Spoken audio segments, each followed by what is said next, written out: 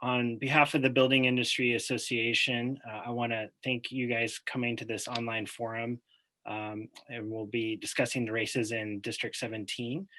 And again, by way of introduction, my name is Jamie Housley. I'm a board member with the Building Industry Association of Clark County and a land use attorney with the law firm of Jordan Remus.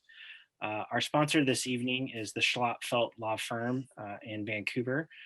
Albert's firm does a great job representing his clients in construction and real estate and business matters, as well as being a past president of the BIA of Clark County, as well as a current board member.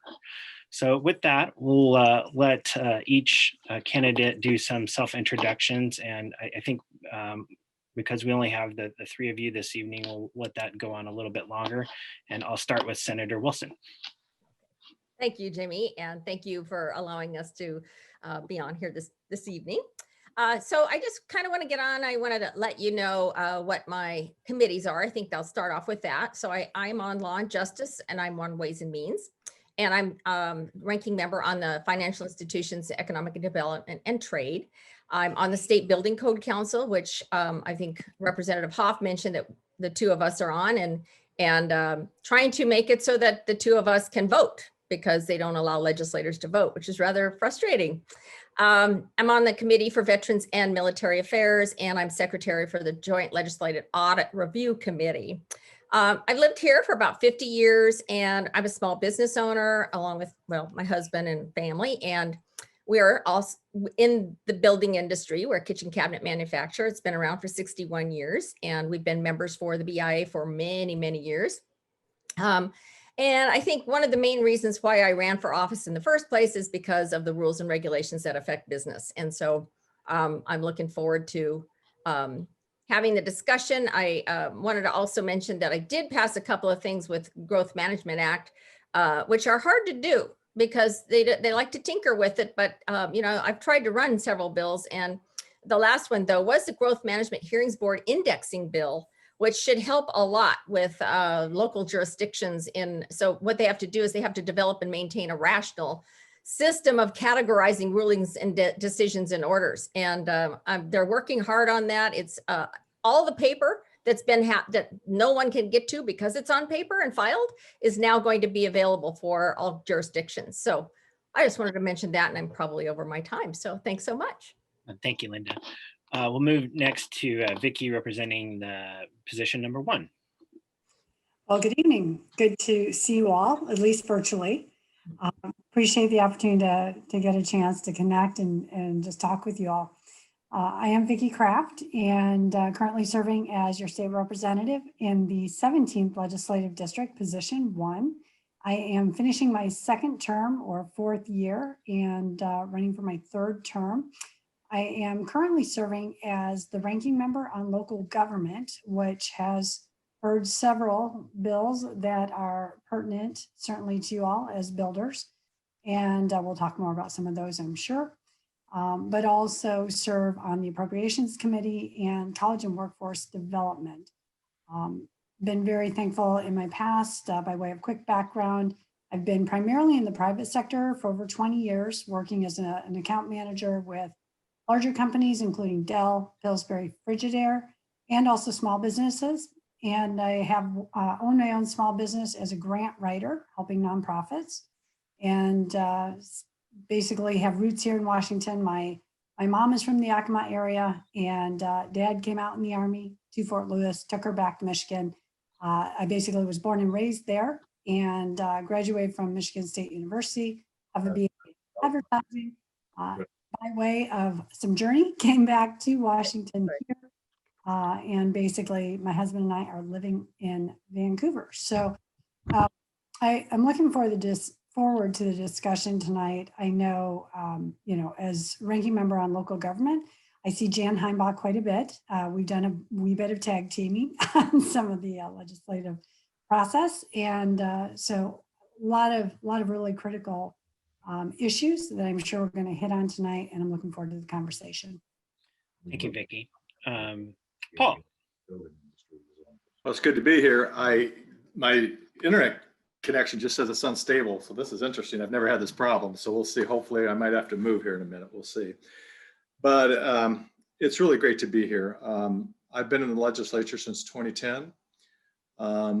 More importantly, I think I'm a father of 5, a grandfather of 9. Been in the community a long time. Served on the Evergreen School Board for 10 years. Currently serve on the Columbia River Mental Health Board and on the Share Board. In the legislature, and actually in the building trades, I spent 30 years of my life working in the building trades. I was vice president of Miller Paint Company for 13 years. Started my own paint company and sold and distributed paint and manufactured for 13 years. Very familiar with the building trades. Have a great love for it, actually. Currently, I serve on the Healthcare Committee, serve on the Education Committee, and serve on Capital Budget. And I think that's about me. I'm married, been married 45 years to my beautiful wife, and have been in Clark County for 44 years now, and in the Evergreen School District the entire time, and all my kids graduated from Mountain View High School. Wonderful. Thank you, Paul. Absolutely. So the first question I'm going to ask this evening is regarding the Growth Management Act. And as you 3 know, having been in the legislature, there was an act passed to have Ruckelshaus commission a study to look at potential reforms to help housing. And as part of that outgrowth of that work, there's a work group that's been convened to recommend to the legislature's potential updates to the Growth Management Act. And initially, that work group is really looking at focusing on housing and development regulations, but then has sort of morphed into potentially adding equity as well as greenhouse gas emissions as potential amendments to the act, and including them as potential goals. Although that may be laudable at this time, it does show that, or history shows us rather, that by adding additional rules to that, it can be contrary to housing affordability, which is already a goal in the act that's struggling in the state of Washington. I know we had another work group meeting there today, and I believe I did see Senator Wilson and Representative Kraft in that work group as well. So you got to hear some of the discussion.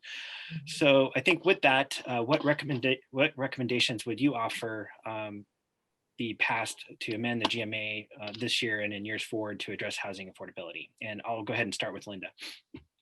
Well, thank you. So as we know, that was, enacted in 1990. So it's been 30 years now, and it was enacted with 13 different edicts, and then they added the 14th later.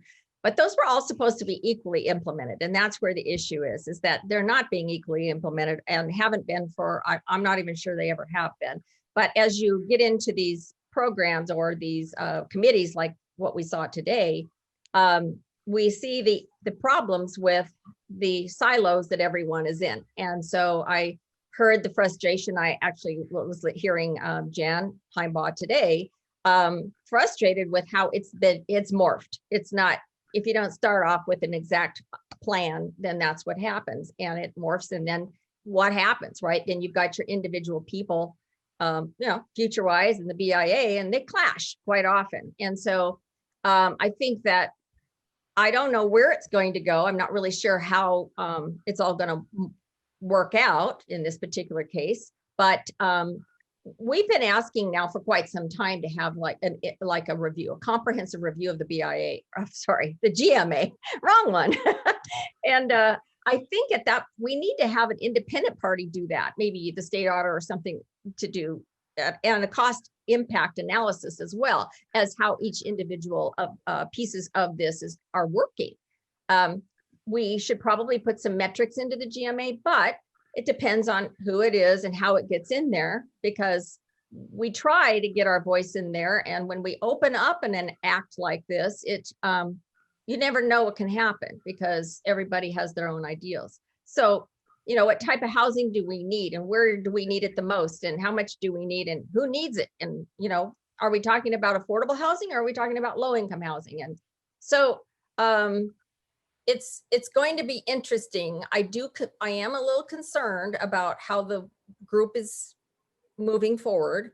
But I also think that this next year is not going to be the year to have these very large bills, which is what I'm hearing, because we're kind of limited already on our ability to reach anyone up there in Olympia, governor's office, that type of thing.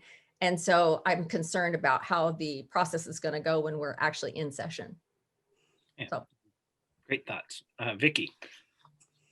Yeah, so ditto. I, as ranking member on local government for the House representatives, I've actually been sitting in these work groups sessions probably the last, I don't even know, a few months. And I know, Jamie, you've been in many of those, and Jan certainly.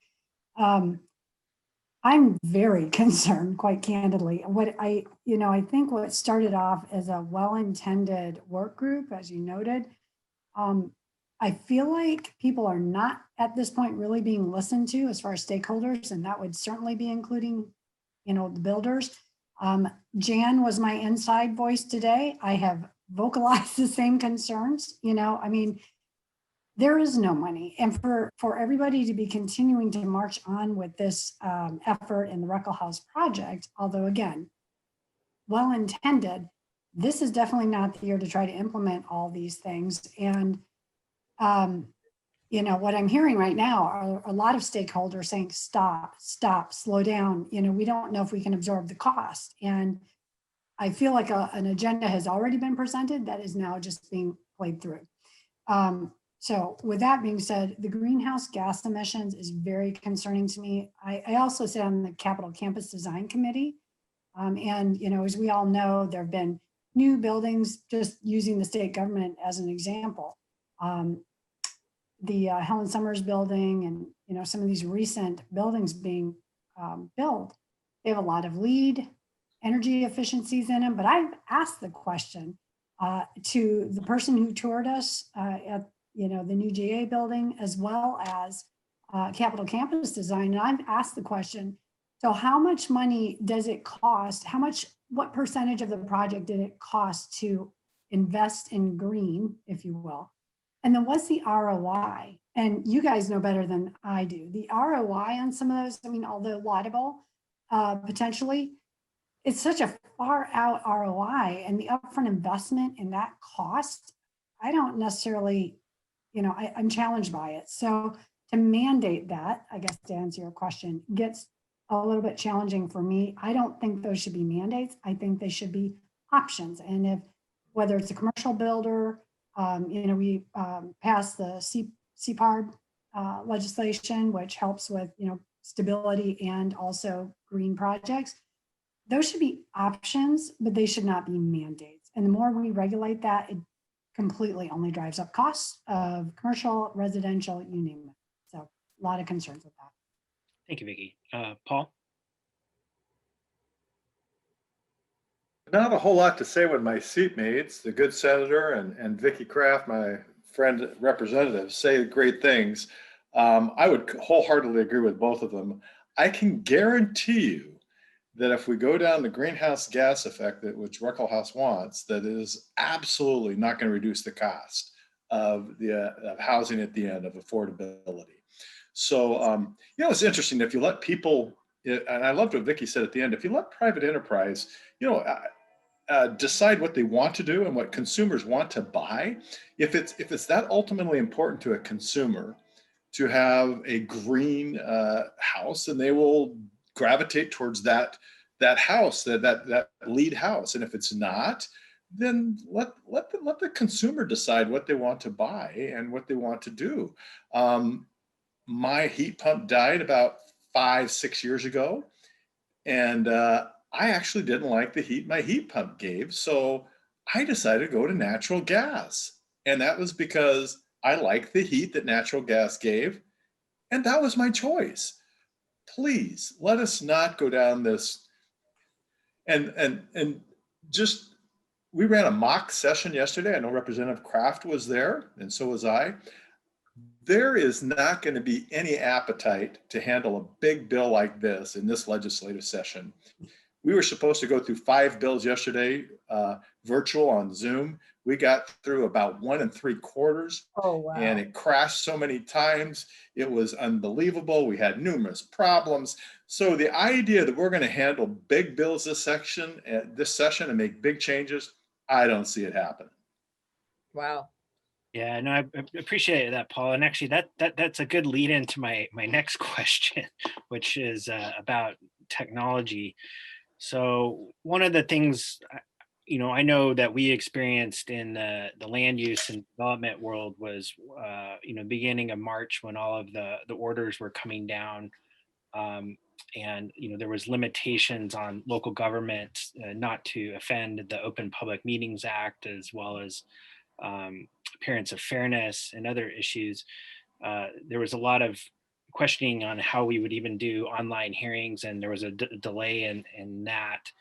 And one of the things that we've had to do is sort of reinvent how we've had to move forward on and sort of using it in an online fashion. So one of the questions I had is, should the legislature, at a minimum, take that issue up this year on, allowing more flexibility to the Open Public Meetings Act and appearance of fairness to ensure that land use cases are still being heard, that we can still deliver projects on the ground, especially next summer, to try to address some of this affordability issues. And how may we use this current situation that we find ourselves in as a catalyst, maybe to find efficiencies in the land use permitting process. Notwithstanding, I understand it's probably impossible to do a legislative session in that with that many members, but is there something that could be done about this specific issue, because it is so timely and needed, because we're in it? And maybe I'll kind of do reverse order that time and start with Paul and then Vicky and then Linda. So Paul? Can you do that? Can you reverse order like that, Jamie? Just like that? Just like that. Just like that. My gosh. So listen, Jamie, I would wholeheartedly support you in that. It's interesting as these government decrees, as the governor, some of these decrees we hated, to be quite frank, but some of them were very interesting that actually helped the business in some respects. And yet, the sky didn't fall. We got rid of some regulations that helped businesses, and look what happened. Businesses succeeded, things still happened, and the earth didn't cave in. So I absolutely, Jamie, think there's some things that we can do in the new COVID world that could speed up the process and make it easier for you and make it easier for builders to do. So absolutely. One of the things that comes to my mind just right off the bat was we had passed a bill to do basically virtual healthcare, and it wasn't going to kick in until January or February. We turned the dial, and immediately we went from minimal visits virtual to at Molina Healthcare, who covers 1 million people in the state. We were doing about 200 to 300 visits a month. We went to 40,000 visits a month. Wow. Think of that. Wow. Think of the healthcare that took place. We got rid of some regulation. We got rid of some rules. And so, Jamie, can we do this? We need to do it, and it needs to take place soon. Yeah, no, I appreciate that, Paul. And I want to editorialize here before I let Vicky jump in. I gave a presentation to the Washington State Hearings Examiners Association about, my experience as an applicant's representative in the online world. And one of the stories that they relayed to me was, they were conducting, I think, a parking court. And, for instance, instead of forcing somebody to travel into Seattle to fight a ticket for $50, where they're probably charging $50 to park. And wouldn't it be better if we had this online forum, which would be efficient for all concerned, and maybe find some efficiencies there? So for what it's worth. And Jamie, security, HIPAA, we've in the healthcare, we've been able to address security. This can be done, and I really appreciate what you said. So absolutely. Yeah. Okay, Vicky. Yeah, I absolutely believe this needs to happen in a better format. So I actually got into one of my colleagues' business a little bit. I used to be assistant ranking on state government and was for a brief time appointed ranking member. But one of the proclamations, as you noted, was around the Open Public Meetings Act. And what was interesting, Jamie, as you mentioned, the need to be able to do, land use hearings and do them more maybe equitably, or, certainly make sure they're public format appropriate. I was hearing from some constituents actually about library public meetings. And so in those cases, they were submitting testimony, but there was no acknowledgement the testimony was even being received in written format or at all, right? So my request to my colleague over the state government committee, Representative Walsh, I said, as we got later into the summer and we were seeing really kind of what COVID was looking like, and yes, we can do safe reopenings and, social distance, all that. I'm like, we have to either stop the proclamation as it stands, or mandate and clarify that there will be true public hearings and that there can be public comment, right? We did this in the 2019, I think the Senate did it in 2019 and the House did it in 2020, where we had remote testimony. So for the first time in the House, we actually had, people at distance, whether we're stakeholders and or, expert witness, whichever, testifying in from Spokane or, Tri-Cities, wherever. We needed to include Southwest Washington, and I told them that was missing. So, but to your point, yeah, there's no reason whatsoever that we can't be doing this in a better formalized fashion. It has to happen if this online format is going to be the platform, right? So, yeah, I appreciate that. Linda, thoughts on this? Well, okay, same thing, ditto, but I think, I was going to bring up the Public Meetings Act as well.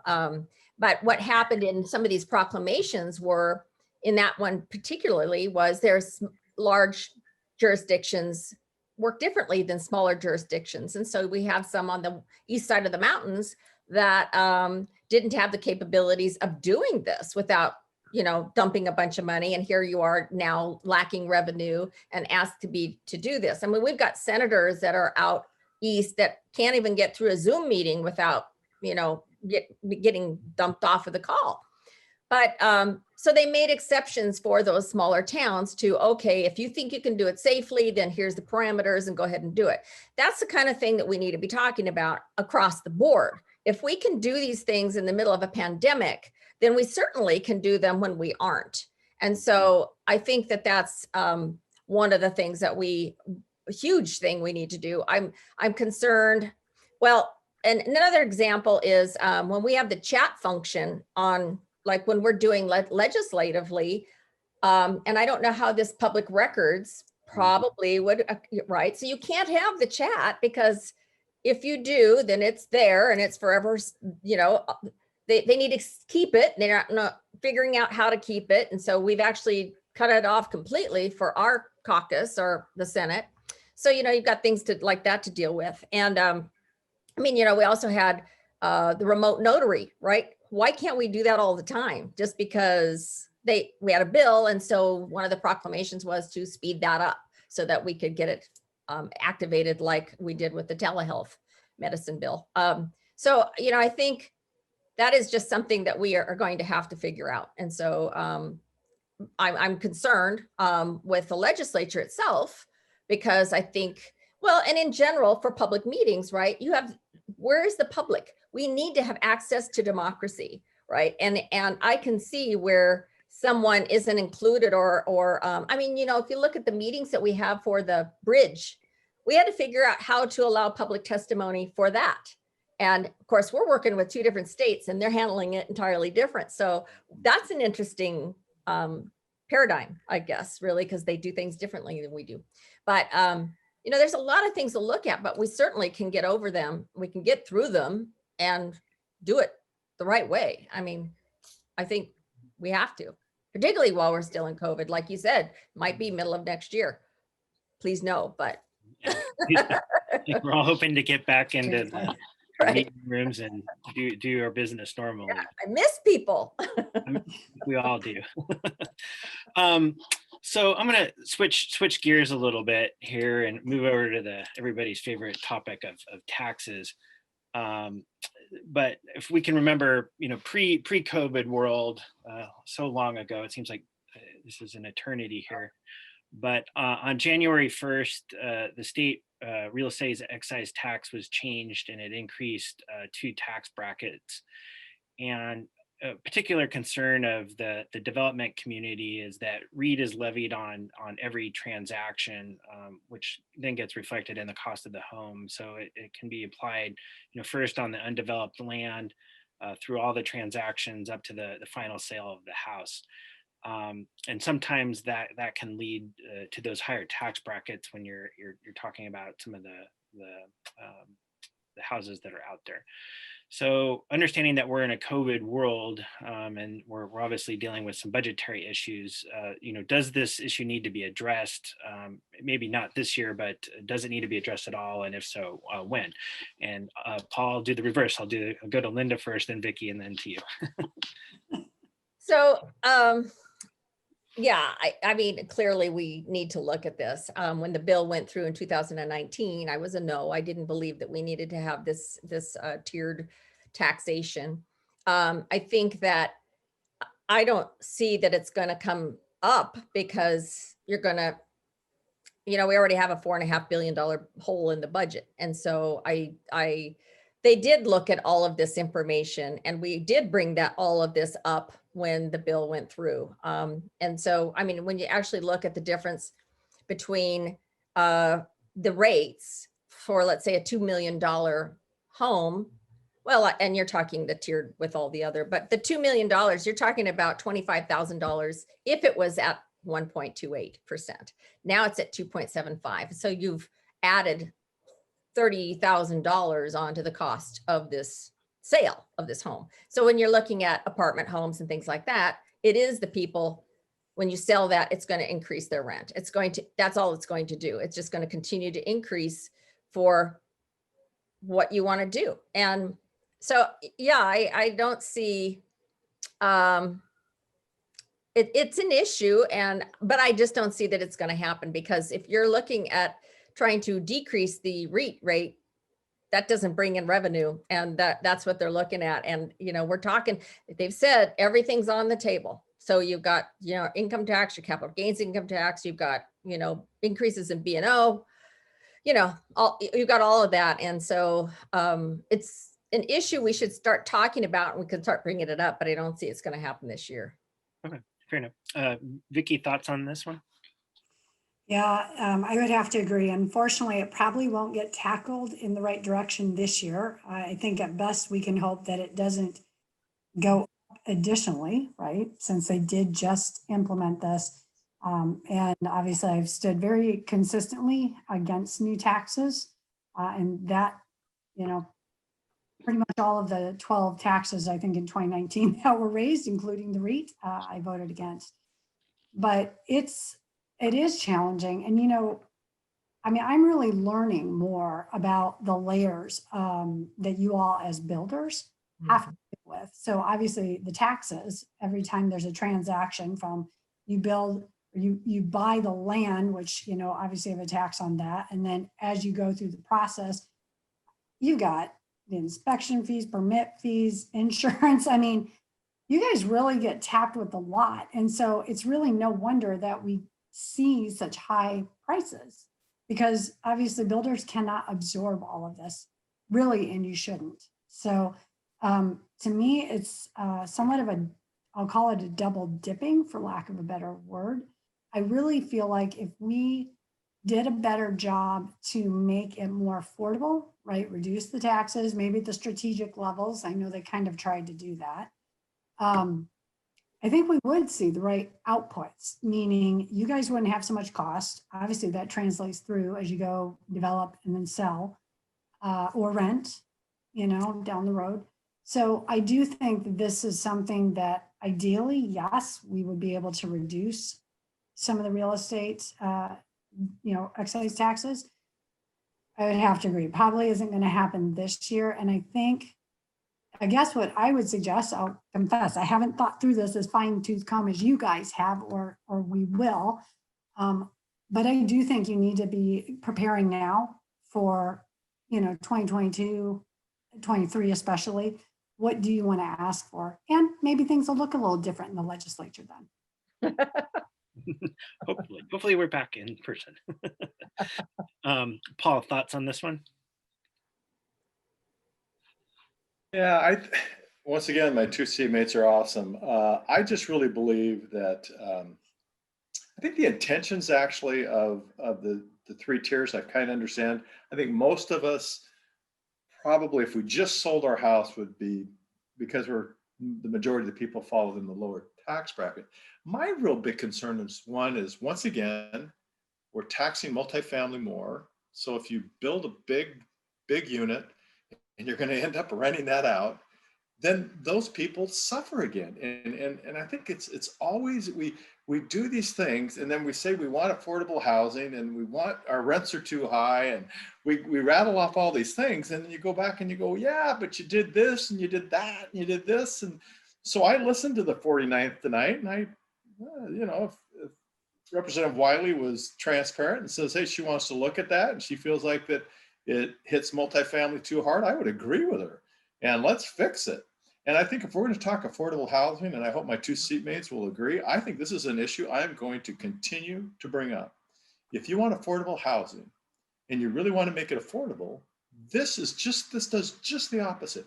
Certainly to multifamily. I mean, this is an easy argument for multifamily.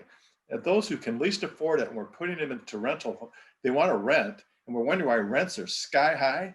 Well, maybe it's because the development cost on this stuff has gone sky high. Come on. This is just simple. Can I add one more thing?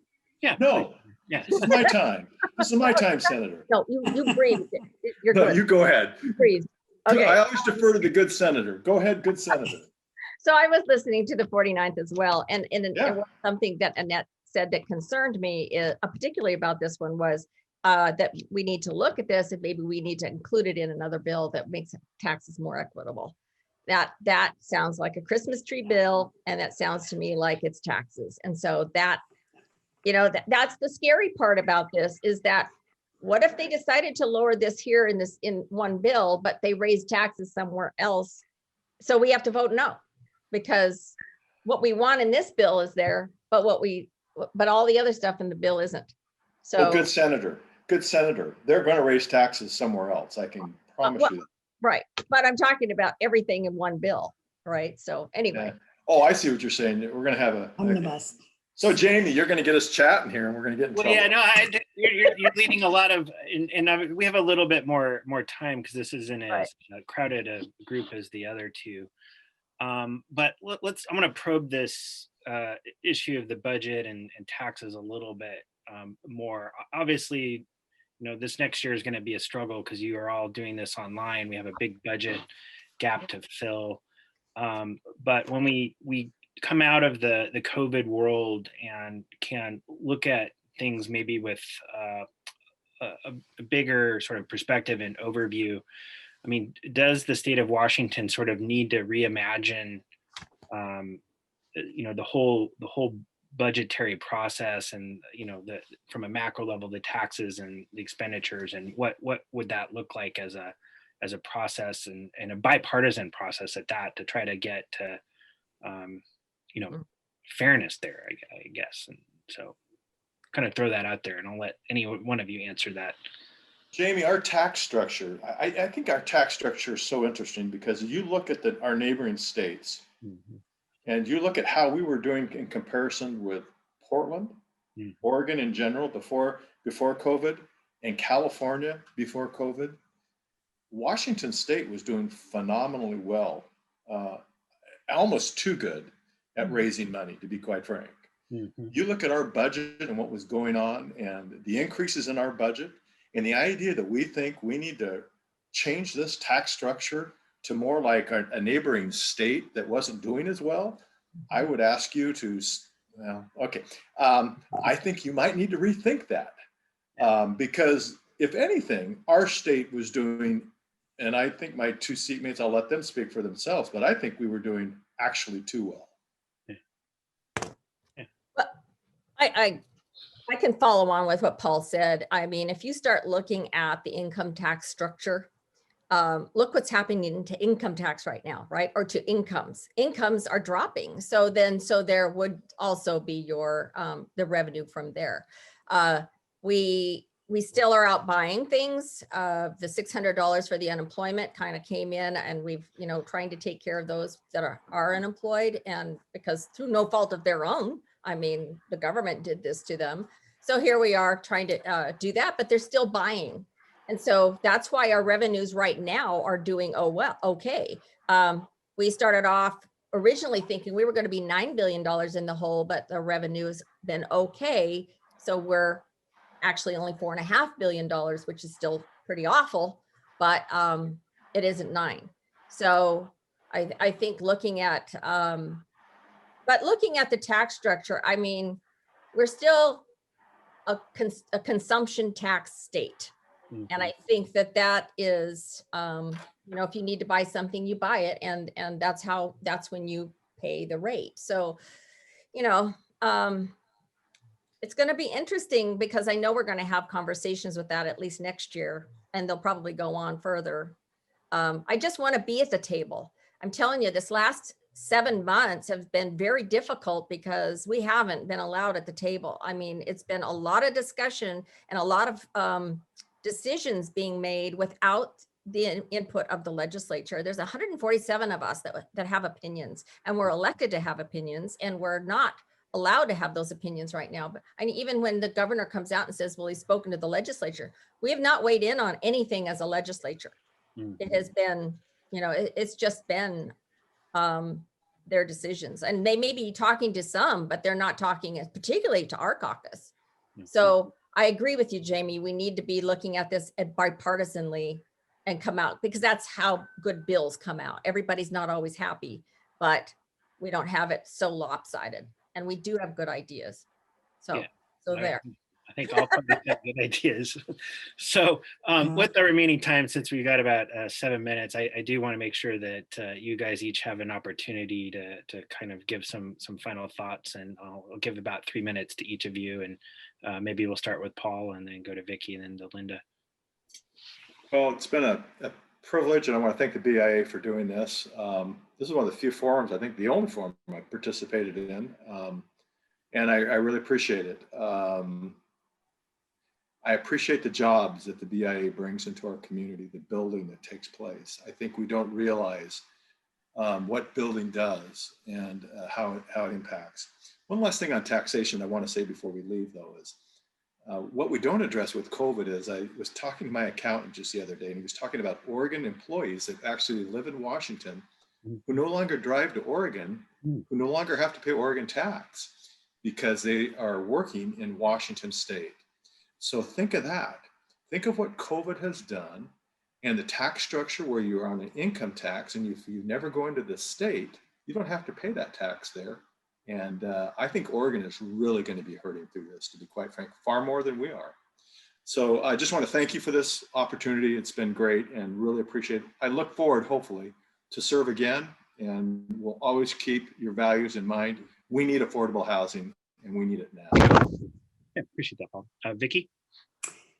Yeah, I appreciate the time, obviously, to talk. And one thing I will say, it's nice to be a little bit informal on these formats, but missing everybody in person. Real quickly on the last question, I'm just going to hit on this fast. I have this really odd philosophy when we talk about taxes, and you mentioned bipartisan, Jamie, and then I start smiling. I'm like, well, not sure all my colleagues would subscribe. However, taxes is really about revenue, right? That's really why people tax. It's to get revenue. And I still say, if we make it easier for you all to do business, and our small businesses especially, right, to thrive, we're naturally going to have more revenue. I mean, yes, you still tax, right? But it comes in, and it's not at a price to you all where you get crippled and then we don't have revenue. It's a downward cycle if we don't do it right. But if we make it so that you can, grow, thrive, and continue to do what you do, all ships rise, right? Everybody wins. So anyway, that's my philosophy on that. I will just say in closing, I am looking forward to, if I stay on local government, my seatmate will determine that, but I am looking forward to the continued conversations and how we can streamline the permitting process, especially. Very quickly, I'll mention, I actually talked to the state auditor's office about actually doing as part of their audits on local governments, holding local governments accountable to the law that currently exists, as you know, so that 28 days when a project permit or application is submitted, that in 28 days, they're supposed to, yes, you can march ahead, or no, we need more information. And within 120 days, they're supposed to actually have that process completed, ideally, obviously, unless they put something in writing. But I've heard enough that that isn't happening. And so I actually asked the state auditor, hey, as part of your local government audits, couldn't you just add this in? I mean, really, it shouldn't take that much. Of course, they said it would be very costly. So maybe another thing we can revisit, but I say all that just to say it's really important that our construction industry can thrive. We saw the difference it made quickly when there was a shutdown and only public sector could move, not private construction. And what it did, right, when the private sector was able to come back and equitably do what the public sector was able to do. So all that to say, I just look forward to continuing the conversations to see what we can do to make it more feasible for you all to build, do more of it, and that will make it more affordable. Yeah. Thank you, Vicki, and thank you for those great thoughts there. Linda. Yes, well, back several months ago when I was appointed to the Governor's Recovery Task Force for Business, that was a very interesting committee, and we worked really hard. We had 8 legislators on there, and it was split 4 and 4, so bipartisan. And 6 of us were all business owners. The other 2 were not. And we all pushed to get business back to work. I mean, what can we do?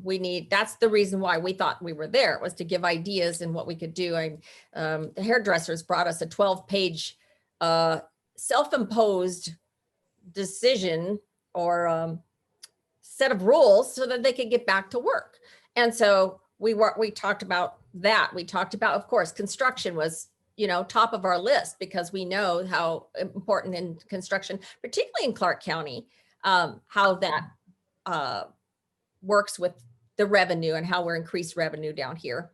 So that was an interesting process. However, it ended very abruptly and didn't last that long. But we did work real hard to get the construction business back open. And I think that's one of the biggest things that we need to do now is look to see where we can safely get back to work, because that's where our revenue is going to, that's going to be really one of the biggest answers, because this is temporary right now, because we know that our revenue can grow. So we need to figure out what we can do now to make things better. And we had a good discussion this evening about what we can do better as we move down the line, learning from this. And then I guess what I wanted to say too is that I've got some bills coming up that I'm going to run again. And some of these are just government accountability. And we know how agencies affect our businesses and how they affect, when the government comes knocking at our door. And so I'm running another small business bill of rights. That thing almost got through. It was like tail end, and we didn't make it through. We worked with 24 different agencies, the governor's office and the attorney general, to get that through. And so we're going to work on it again really hard. It's just to provide, when agencies come in and businesses need to have inspections, et cetera, all that, audits, then it tells them what they can do, what they are allowed to do by law to work with these agencies, hopefully creating a better environment for that. And then I also have another bill that's about government accountability directly, where to remind government to not transfer their regulatory authority over to these agencies or to other branches of government. And we're doing that all the time. And then each second part of it is each executive branch has to delineate where they got the authority, if it's questioned, where they got the authority to come up with the rule that they did, and then to go back to the legislature to determine the intent and not go back to the agency that's interpreting the rule. So I'm real excited about the bill, and I just have to work through it a little bit, but because we see so many rules and regulations coming from agencies, which are unelected officials. And so I'm hoping that we can move forward with something like that. Anyway, it's been a great chat. We should have just had a fire going and, a glass of wine. It would have been a little better. Well, Anyway, thanks so much. Yeah, I want to, on behalf of the Building Industry Association, first of all, I'd like to thank all of our candidates for showing up this evening, but in particular for this section, I want to thank Senator Wilson, Representative Kraft, and Representative Harris. Yeah, it was a very enjoyable discussion. Thank you for showing up in this virtual environment. We're all in this leaky rowboat together, trying to figure out how best to communicate with one another. With that, I would like to thank our sponsor, the Schlotfeld Law Firm, and just remind everybody that this will be the first of 2 evenings. We'll have an event tomorrow night, a similar type of format where we will be focused in on the Clark County councilor races. So very much we look forward to having that conversation tomorrow evening. And again, on behalf of the Building Industry Association of Clark County, would like to thank all the candidates for their participation this evening. So with that,